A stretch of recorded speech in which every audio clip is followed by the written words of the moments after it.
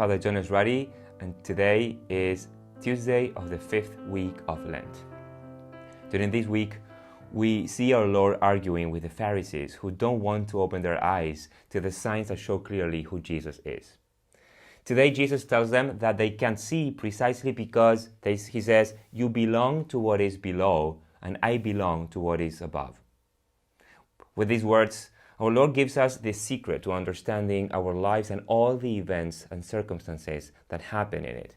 We need to think of what is above. Even if we are in this world and are called to transform it for Christ, ultimately we have been created for the next one, that world that is above.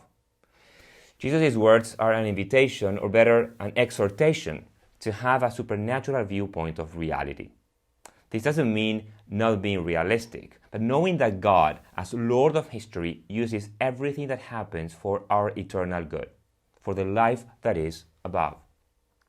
The first reading today reminds us of the episode of the people of Israel and the serpents in the desert.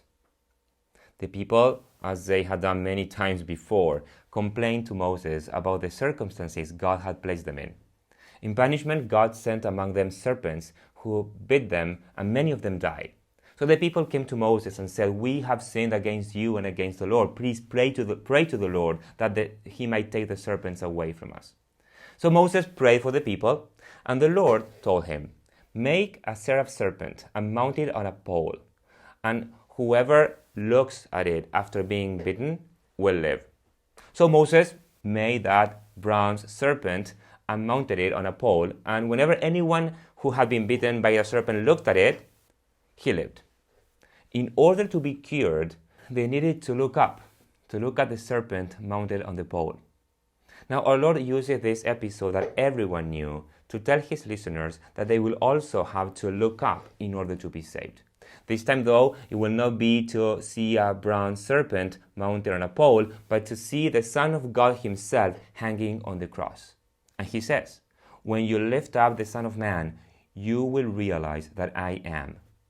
Brothers and sisters, we are living crazy times.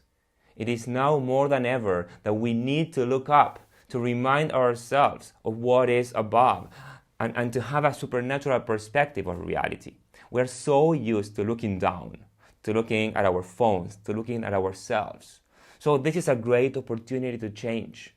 Let us accept Jesus' invitation to look up and to recognize that while the entire world panics and runs in different directions, the cross is standing firm, and our Lord is on it, with his arms open to embrace the entire humanity for whom he gave up his life. God bless your day.